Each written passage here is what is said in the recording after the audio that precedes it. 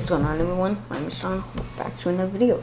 Today I'll show you how to go ahead and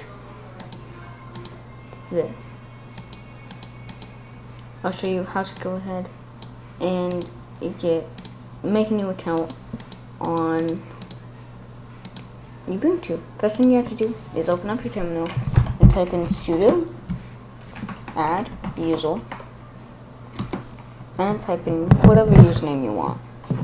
All about Linux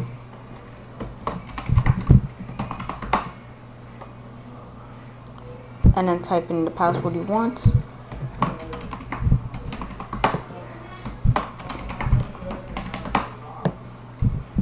Now type in your name.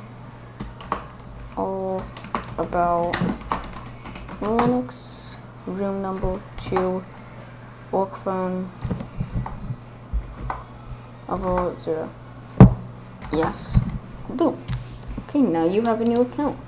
So if I log out, I will have that account. So,